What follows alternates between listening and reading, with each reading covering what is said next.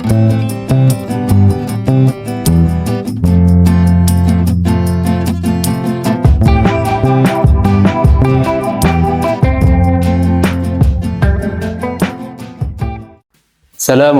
warahmatullahi wabarakatuh. Baik teman-temanku yang saya cintai, jumpa lagi dengan saya di Catatan Santoso. Seperti biasa, pada kesempatan kali ini saya akan berbagi dengan kalian teman-teman. Saya yakin di antara kalian pasti pernah mendapatkan pujian dari orang lain. Pasti pernah dipuji oleh orang lain. Dan saya yakin kalian pasti sangat merasa senang dan bahagia ketika kalian dipuji oleh orang lain. Ketika dipuji, kalian mungkin dikatakan cantik, dikatakan cakep, dikatakan apa segalanya. Saya yakin kalian pasti merasa bahagia, merasa senang ketika mendapatkan pujian. Dan bahkan ketika pulang, pasti kalian mungkin bercermin ingin memastikan kalau kalian betul-betul adalah orang yang cantik atau cakep teman-teman.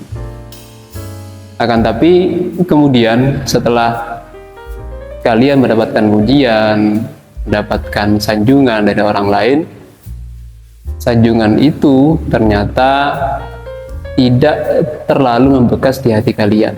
Mungkin hanya 1 atau 2 hari pujian itu, bekas itu sudah tidak ada. Dan mungkin kalian tidak akan memuji kembali dan tidak akan mengatakan terima kasih kembali kepada orang yang telah memuji dan menyanjung kalian teman-teman.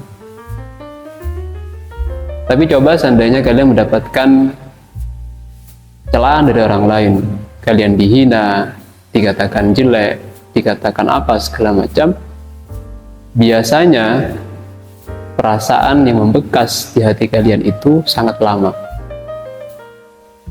Bisa 1 bulan, bisa 2 bulan, dan bahkan bisa lebih 1 tahun dan bahkan bertahun-tahun, dan bisa jadi sampai seumur hidup akan membekas di hati kalian jika kalian mendapatkan hinaan atau celaan dari orang lain. Hal ini tidak bisa kita pungkiri bahwa memang memaafkan itu adalah sesuatu yang sangat sulit dilakukan dan mudah untuk dipelajari.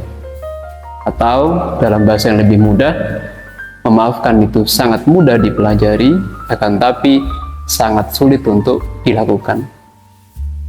Dan saya yakin kalian pasti sepakat dengan apa yang saya sampaikan, bahwa memaafkan itu sesuatu yang sangat mudah untuk dipelajari, akan tapi sangat sulit untuk dilakukan.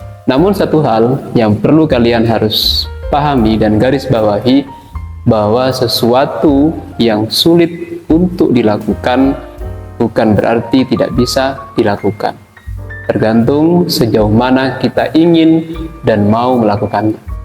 Teman-temanku yang saya cintai, pasti kalian bertanya-tanya mengapa memaafkan ini sangat sulit untuk dilakukan, karena kebanyakan orang itu mengubur rasa bencinya atau menyimpan rasa bencinya itu di dalam perasaan yang terdalam, atau kita sebut dengan alam bawah sadar mereka. Mungkin kalian pernah mendengar ada orang tua membunuh anaknya, atau ada anak yang membunuh orang tuanya. Mengapa ini terjadi? Jika kita lihat secara logika, secara hal yang masuk akal, orang tua tidak mungkin membunuh anaknya. Begitu juga tidak mungkin seorang anak membunuh orang tuanya. Karena apa? Karena kasih sayang orang tua kepada anaknya sangat luar biasa, dan seorang anak kepada orang tuanya juga sangat luar biasa. Akan tetapi, mengapa terjadi semacam ini? Karena biasanya orang tua belum bisa maafkan anaknya, dan anaknya juga belum bisa maafkan orang tuanya.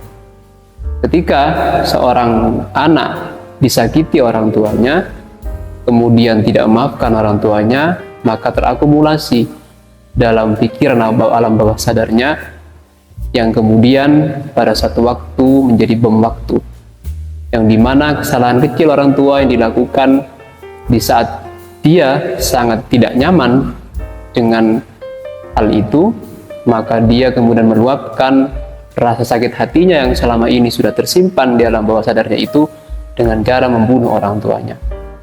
Begitu juga dengan orang tua yang tidak bisa memaafkan anak-anaknya, kemudian terakumulasi rasa bencinya itu dari waktu ke waktu, sehingga kemudian terjadi bom waktu ketika anaknya berbuat kesalahan yang mungkin sangat tidak masuk akal untuk dibunuh, tapi karena akumulasi rasa bencinya dia, akumulasi dari belum maafkan dia sebagai orang tua kepada anaknya, akhirnya dia membunuh anaknya sendiri.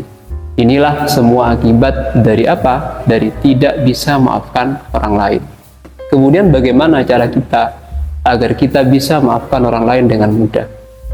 Perlu kalian ketahui terlebih dahulu bahwa kebanyakan manusia itu menyimpan masa lalunya untuk kehidupan di masa depannya. Artinya apa? Banyak orang yang tidak bisa melupakan masa lalunya, masa kelam di masa lalunya, rasa sakit di masa lalunya, yang kemudian rasa sakit itu dibawa pada kehidupannya di masa depan. Sehingga ini yang kemudian orang sulit untuk memaafkan orang lain. Seharusnya bagaimana? Seharusnya disadari bahwa kehidupan di masa lalu sudah tidak ada, dan kehidupan di masa depan sebenarnya juga tidak ada. Akan tapi kehidupan yang sesungguhnya adalah kehidupan di hari ini. Ketika seorang menyadari bahwa kehidupan sesungguhnya adalah hari ini dan di saat ini, maka tidak akan ada seorang pun yang merasa marah atau benci dengan masa lalunya, dan juga tidak ada seorang pun yang merasa khawatir dengan kehidupan di masa depannya. Mengapa? Karena dia menyadari bahwa kehidupan adalah kehidupan yang saat ini. Kehidupan yang sesungguhnya adalah kehidupan di saat ini, teman-teman. Oleh karena itu, cara yang paling mudah untuk memaafkan orang lain adalah menyadari bahwa sebenarnya rasa sakit di masa lalunya sudah tidak ada, hanya tersimpan di dalam kenangan-kenangannya atau tersimpan di dalam alam bawah sadarnya. Ketika seorang menyadari bahwa kehidupannya sudah tidak ada di masa lalu, maka buat apa dia seharusnya menyimpan kehidupan di masa lalunya untuk kehidupan di masa depan? Karena tidak akan memberikan manfaat kepada kehidupannya di masa depan, teman-teman. Kemudian yang kedua, katakan kepada masa lalu kita bahwa kamu hanya sebagai pelajaran buatku. Aku hanya akan mengambil pelajaran darimu dan aku tidak akan menjadikanmu sebagai bagian dari kehidupanku di masa depan. Karena kamu sudah berlalu dalam kehidupanku dan aku sudah memiliki kehidupan yang berbeda dan tidak akan pernah dicampuri oleh masa laluku. Nah, dengan seperti ini teman-teman, maka kita akan mudah maafkan orang lain. Mengapa? Karena sebenarnya masa lalu kita bukan bagian dari kehidupan kita di masa depan. Baik, itu saja yang dapat saya bagikan pada kesempatan kali ini. Semoga kita bisa menjadi pribadi yang pandai maafkan orang lain dan tidak menyimpan rasa marah kita, rasa benci kita kepada orang lain, yang itu akan merugikan diri kita dan juga akan merugikan orang lain. Itu saja, sampai jumpa di video selanjutnya. Assalamualaikum warahmatullahi wabarakatuh.